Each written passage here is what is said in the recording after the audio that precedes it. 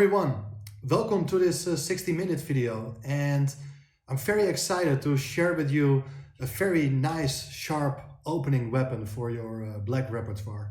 And of course I'm talking about the Stafford Gambit. If you haven't heard of it, you have been living under a stone, because it's a very popular opening line, has been discussed on the internet, has been seen in many blitz games by strong players as well. It's a little bit dubious, but it's a lot of fun, and I would like to share with you my thoughts on this opening. So how does it start? It starts with the moves e4, e5, knight f3, knight f6. So you're playing the Petrov, and now of course everybody associate the Petrov with a very boring type of positions being played by strong grandmasters in order to equalize.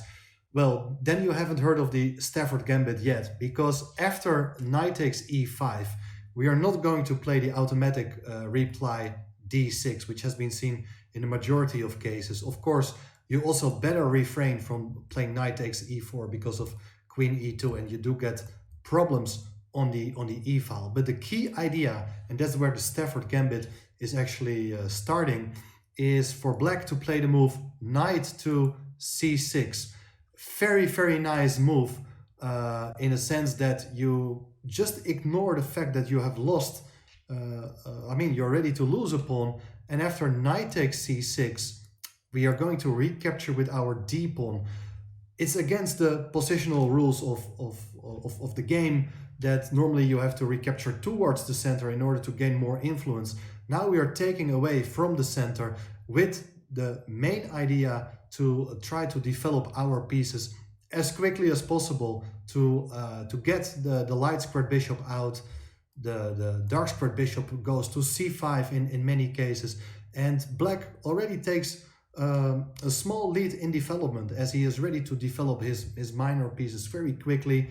In majority of cases he intends to move the queen, castle queenside, and make sure that he generates some initiative thanks to the half open files in the center. And well, basically he's going to do that with the aid of some tactical ideas against the white king, against the central pawns, on particularly against the pawn on e4, but also the pawn on f2 is a serious target in a lot of lines, and that's what you will get to see in this video. Of course, we will talk about some theoretical lines, mainly of course some general ideas for black to play, but of course I have to be honest with you, at grandmaster level you don't often get to see this opening. It has a very dubious reputation, but it doesn't mean that we cannot have fun with it when we are playing, and especially for players who like to go for the kill from the very start. This is a perfect opening surprise which you can use for a long period of time. So at the end of the video I will also tell you what I think it's the best way for white to deal with it. So even if you're looking for a way to neutralize the Stafford Gambit, this can also be a good video for you.